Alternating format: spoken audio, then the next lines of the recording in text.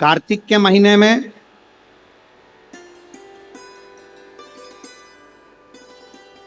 पूर्णिमा से पूर्णिमा के बीच में जो सोमवार पड़े, प्रदोष पड़े, शिवरात्रि पड़े, प्रयास करना, थोड़ा ध्यान देना।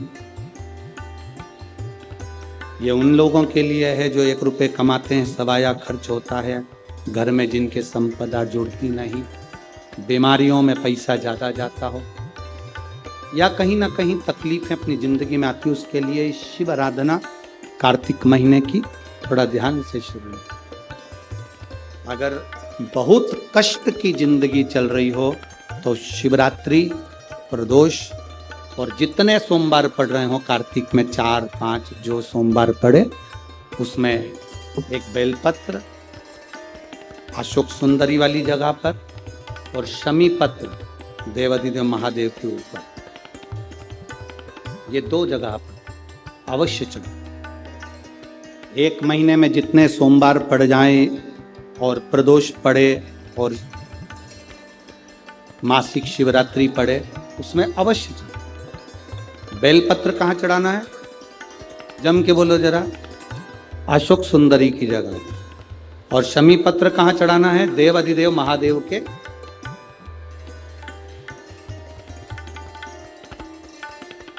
एक बार चढ़ाकर देखो, आपके जीवन का जो आनंद है, जो अपने हृदय की कामनाएं हैं, अपने हृदय के भाव हैं, कार्तिक का जो महीना है भगवान षडानंद कार्तिकेय जी के लिए मूल है। इस षडानंद कार्तिकेय जी ने जब तारकासुर का संहार किया था, तारकासुर को जब मार दिया था,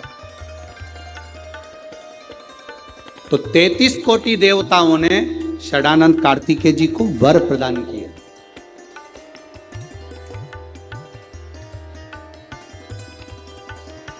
कार्तिकेय जी को वर प्राप्त हुआ। तो लक्ष्मी जी ने और भगवान नारायण ने षडानंद कार्तिकेय जी से कहा, हे स्कंद देव, हे कार्तिकेय, कार्तिक के महीने में जो दीप दान करता है उसके घर में कभी संपदा की कमी नहीं आती। कार्तिक महीने के दीपदान की महत्वता जैसे ही लक्ष्मी और नारायण ने कही, तब ब्रह्मदेव प्रकट हुए और देवाधिदेव महादेव प्रकट हुए मां पार्वती के साथ में, और ब्रह्मा जी प्रकट हुए मां ब्रह्माणी के साथ में। उन्होंने वर प्रदान कर दिया। षडानंद कार्तिकेय भूलवश भी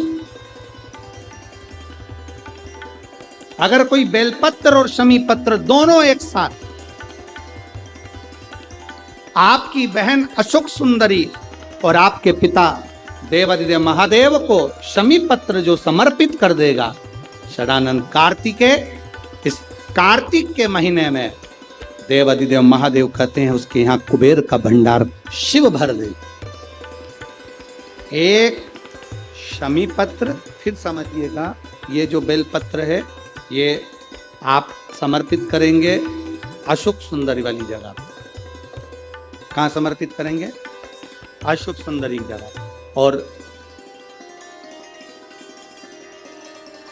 शमी पत्र आप समर्पित करेंगे देवाधिदेव महादेव के ऊपर। बस इसमें एक चीज का स्मरण अपने को करना है, जब अपन अशोक सुंदरी की जगह पर बेलपत्र चढ़ाएंगे तो ये डंडी का जो मुख है ये महादेव के जो खाली स्थान है, खाली वाली जगह, उसे ओर होगा। शमी पत्र की जो डंडी का मुख है इसी की ओर, जिस ओर तुमने बेलपत्र चढ़ाया है उसी ओर शमी पत्र की भी डंडी का मुख उसी ओर होगा। जहां पर आप बेलपत्र की डंडी का मुख रख रहे हैं उसी ओर शमी पत्र की डंडी का भी मुख उसी ओर होगा। तो देवाधिदेव महादेव, भगवान शंकर, मां जगत जननी जगदम्बा, श्री ब्रह्मदेव, ब्रह्माणी षडानंद कार्तिकेय को वर प्रदान कर दिया। भगवान शंकर को शमी पत्र, बेलपत्र सुख देने में, जैसे तारकासुर को मारने के लिए भगवान षडानंद कार्तिकेय प्रकट होते हैं, गंगा जी के जल से 6 रूप बालक प्रकट। कृतिकाओं ने उसका पालन पोषण किया, 6 को 1 कर दिया, उसका नाम कार्तिकेय। कार्तिकेय बाबा ने तारकासुर का संहार किया, तारकासुर को मारा। समय आता है, आगे वर्णन आया, तारकासुर के 3 पुत्र हैं, तारकाक्ष, विदुम्माली, कमलाक्ष। और ये तीनों पुत्र हैं, ये बड़े विकराल, बड़े प्रबल। इनको मालूम पड़ा कि हमारे पिताजी शांत हो गए, तो पिता के शांत होने का इनने बदला नहीं लिया। इन्होंने भगवान ब्रह्मा जी की तपस्या करी, तप कर कर ब्रह्मा जी से वर मांगा, वर दीजिए। ब्रह्मदेव ने कहा क्या वर चाहिए? हमारे प्राण ना छूटे। ब्रह्मा जी ने कहा यह हो नहीं सकता कि तुम्हारे प्राण नहीं छूटेंगे, मरना तो पड़े, प्राण तो छूटे, तो हमें वर दो। हम तीनों मरे तो एक साथ मरे। 3 पुरियों का निर्माण कर दीजिए, जिन पुरियों में हम निवास करें। 3 पुरियों का निर्माण करा, तीनों में जाकर तारकाक्ष, विदुम्माली, कमलाक्ष की तीनों निवास कर, तीनों ने निवास कर। जब तीनों निवास करने लगे, सोने की पुरी, तांबे की पुरी, लोहे की पुरी। पुरी का मतलब होता है क्षेत्र जिसके अंतर्गत वो रह रहे। तीनों ने सुंदर सुंदर महल का निर्माण किया, तीनों ने। और सुंदर महल का निर्माण कर कर तीनों जब रहने लगे, हाहाकार मच गया। तीनों ने विचार कर लिया कि अपन तीनों कभी नहीं मिलेंगे एक जगह पर, कभी एकत्रित नहीं होंगे। यह हमको सीखने की बात है। शिव महापुराण की कथा बहुत कुछ सिखाती है हमको। जब भी तीर्थ करने जाओ, पूरा घर का व्यक्ति एक साथ मत जाओ, यह शिव पुराण सिखाता है। किसी नदी में स्नान करने जाओ, घर का पूरा व्यक्ति एक साथ मत जाओ, घर में किसी का न किसी का रहना जरूरी। ये शिव पुराण सिखाती है हमें। षडानंद कार्तिकेय चले गए, तारकासुर के तीनों बेटों ने उपद्रव मचाया।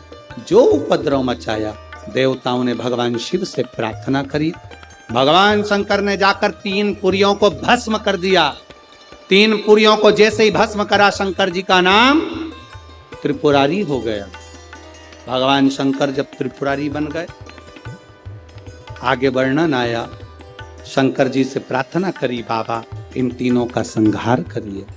देवाधिदेव महादेव ने देवताओं से कहा कि तुम सब पशु बन जाओ और मैं तुम्हारा पति बन जाऊं। भगवान एक बड़े नंदी का रूप धारण कर लिया,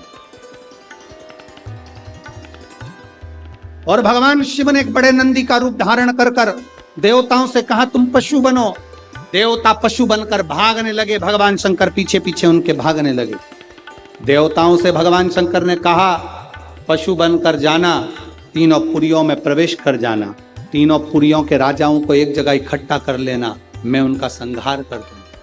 तीनों पुरियों के राजा एक जगह एकत्रित हो गए। शंकर भगवान बड़े नंदी का रूप लेकर उनको मारने के लिए सींग से पछाड़ने लगे। जैसे ही तारकाक्ष विदुम्माली को पछाड़ा, नीचे से कमलाक्ष की निकल गया, उसने फरसा उठाकर शंकर भगवान का सिर काट दिया। बड़े नंदी का रूप देवाधिदेव महादेव लिए थे।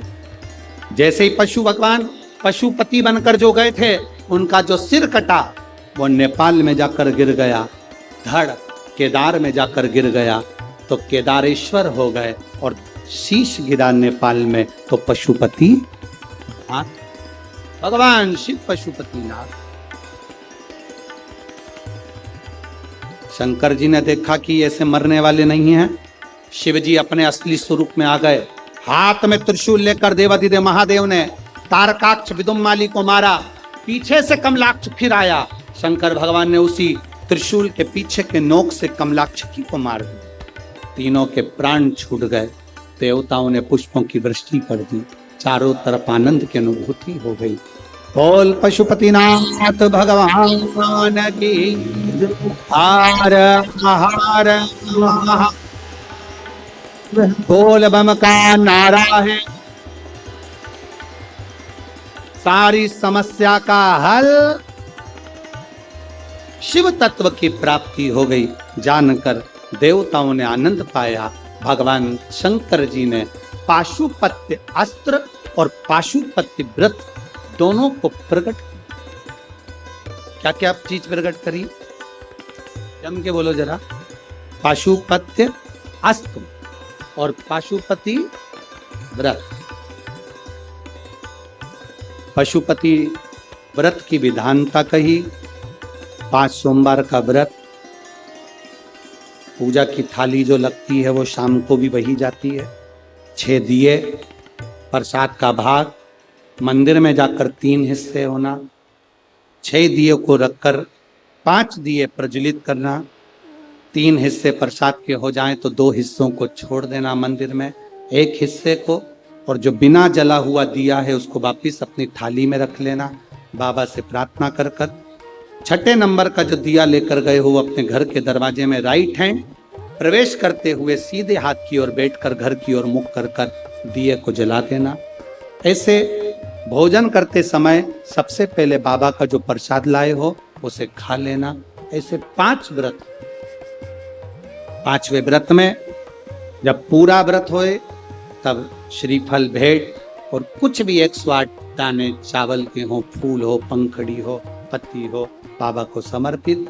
बाबा से प्रार्थना, बाबा मैंने आपके पशुपति व्रत करे हैं, स्वीकार करना बाबा।